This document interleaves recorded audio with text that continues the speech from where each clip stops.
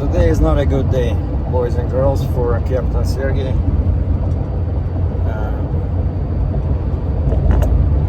Basically, yesterday, I'm at home watching a movie, and all of a sudden my phone starts the alarm. You know that amber alert, like super annoying emergency alert.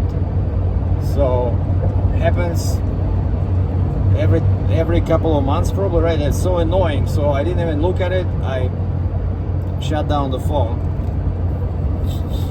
and then about half an hour later I see some noise outside, like something bad is happening with the weather. So I open the door, and there's hail the size of a ping pong ball, not golf ball, but like maybe 2 inches, 2 inches in diameter, and it flies at an angle. Basically, it was entering my apartment, and I look outside at my car, and that was my first, thought how to protect the car. So I grabbed my winter hat because I was afraid this hail might be, painful if it hits your head, right? And I had my, just a t-shirt and pants, and so I just put a winter hat to protect my head, ran to the car, and drove to the nearest gas station because I know they have a roof in there, between the pumps. And I arrived there, there's already like 20, 30 cars there just crowding each other. Basically, there's no room, and the hail is coming down. So I look across the road, there's a big apartment building, and the entrance is kind of like a tunnel, like where you go under the building. And so it acts as a huge roof. And I wanted to drive over there. Again, there's like probably 100 cars in there, the same poor schmucks like me who don't have a garage, And so the final thing I did was I remembered that we do have underground garage, and actually I asked the management a couple of times. I sent them an email, said, can I pay extra to buy a spot in this garage? Right under our building there's underground parking. And they said, no, your apartment did not come with the underground lot, and so there's nothing available, everything is taken. But I remember that there's the entrance has kind of like a canopy, like it's not, when you go underground through the driveway, it's not like there's the door all of a sudden, right? Like above that door there's kind of like a lip, or to protect the entrance, and that one is probably like 2 meters long, maybe like 5-6 feet. And so I just parked as close to the door as possible, and so most of my vehicle was protected. But by this time the hail was already kind of like changing to just a heavy rain, And so I waited 10-15 minutes. When I see there's no more hail, I just drove back to my spot near my apartment. I looked at the Jeep. It looked fine because it was already dark. It was like probably 9:30. It was evening. But I did grab a blanket just in case, and I put a blanket on the hood, and I put one bigger blanket on the roof. And I'm all soaked. I go inside the apartment and keep watching the movie, thinking, okay, like I got off easy because I didn't see anything. There was maybe, I thought, hey, I got lucky, I acted so fast, And then I get up in the morning. First thing I notice, there's a huge puddle where my car is parked. But lucky for me, like the door to get to the door, it's dry land, but the rear of the car is in the puddle. And then I look at the across the lot, the water is so so high that it reaches the middle of the wheel of the car on the other side of the parking lot. It was, you know, really deep. And so now it's daylight, and I look at the car, and I see damage. Most damage happened on the hood because it's flat, right? So that hail got it full impact on the flat surface. And then the roof had less damage, and the minimum damage was on the sides. But it broke a couple of plastic pieces on the top and on the windshield. So I'm gonna show you this a bit later. And so now I see that it's bad, you know, like the hood looks very bad. And then I go to work, and I see one of our supervisors. He has a nice, I think it's all probably like 2023 Ram 1500, and he also has damage on the top, on the sides, you know. And I said, so what do we do now? And he says, well, just call your insurance company. He says, and start a claim. I already started mine. And it says, depending on how much it'll cost to fix it, they will either pay a shop to fix it, or they'll replace your vehicle if it's a complete write-off. But basically, when the cost to repair is more than the value of the vehicle, then they would basically, yeah, whatever's cheaper for them, right? But in my case, I'm pretty sure, because the value of my car is pretty high. It's only 1 year old, right? I'm pretty sure that they will just pay to fix it. But the hood, I'm thinking the hood is probably the easiest. Just replace the hood, repaint it to match the color, and there you go. That's the biggest damage. But then the top and the sides are really minor. 3 kilometers, take exit 234A. I know it can be done because I already repaired. Remember, I had that special insurance where all these indents are covered. I already repaired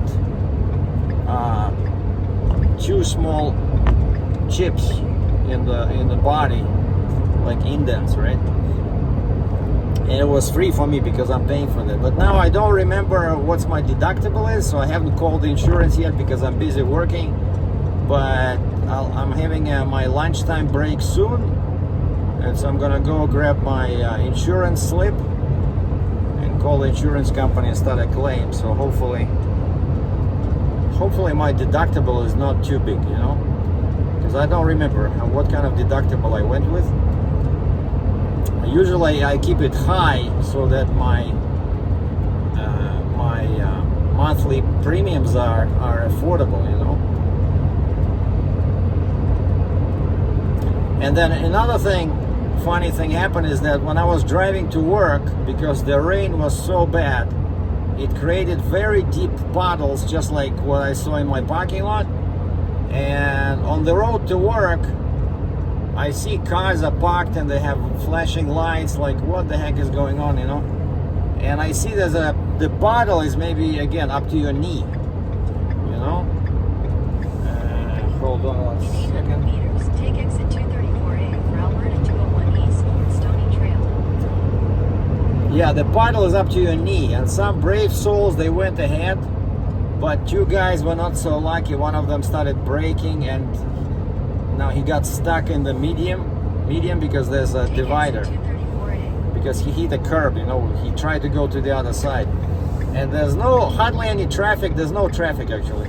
And so what I did, I turned around and I went in the opposite direction in my lane with my lights flashing, and there was an opening in the median. I just switched to the other side, and there was only 1 truck coming towards me. I slowed down, I stopped just to make sure he can see me, that I'm going in his lane. Well, there was 2 lanes, so I was in the curb lane. And the guy passed, and then 30 meters down the road, there was another opening, so I switched back to my lane. So basically, I bypassed that huge puddle. But to do that, I had to go across, you know, in the opposite direction. Continue on Alberta 201 North for 1.5 kilometers. So yeah, it's very bad. And then I talked to other guys this happened pretty much only in the northeast, this hail, and they were joking that this area where I live is called Skyview. They said Skyview should be, the name should be changed to Hail Town, because for some reason it always happens over there in northeast, in northeast Calgary. So yeah, I'm gonna take a bunch of pictures. I'm gonna attach them to this. I feel really sad, you know, it's just kind of like what I had with the Dodge Charger, if you remember, when those idiots tried to break in, and you kind of feel like violated. But now the car, you know, 1-year-old car, and it looks like you know, a bad word that starts with S and ends with T.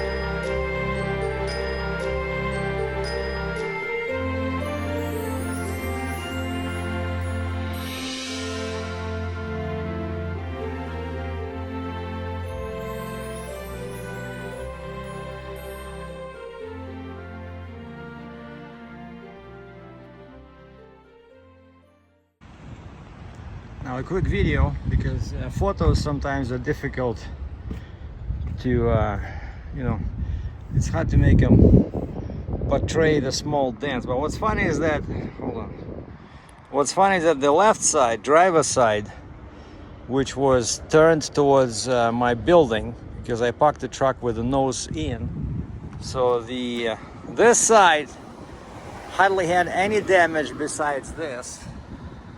And you can see here a couple of indents, but at the very top, like nothing here. And then here, I'm not sure what happened here. I think the glass is not broken, but like it's like a, you know, hole, right? Like what the heck? So I go to the other side, because on the other side you see that plastic cover. But now I realize that the glass is not broken. It was cut like that. So they basically, and this Jeep has all these cute animals everywhere hidden. See, like the little car in here. But the worst damage was here. I think you can see it in the video. In the video, it'll show better, because there's multiple. They're not very deep, but it's like somebody was shooting it at me with a machine gun, you know? Like, look, over here, you see, like on the video, it's actually better. And then photos don't do it justice, you see? This is, and then of course the roof. So this is the biggest damage, is the hood, and then second damage is the roof. See, like here. But not as bad as the hood. And then in the back here, surprisingly, only, what is this, 1, 2, 3, 4 indents, nothing at the top, just over here, nothing here. I don't see any damage like in the rear, you know, because this was turned away from the building, so the wind was coming from this side. And so yeah, the right side got some, see here, all this little bullets, man. So I don't know how they will fix all this. Like, I know one can take like an hour, you know. Yeah, I see over here, like it was so bad that it hit this, the top. So it was a brand new car, right? Before tomorrow. Well, with like 24,000 kilometers. But now It doesn't look like a new car anymore. Yeah, so, well, the hood is easy, right? The hood you can just throw out, put a new one, paint it, but what about this? What, are they gonna replace all doors? What about this panel over here? You know? So yeah, this, the force of nature. What do you do? Welcome to Calgary.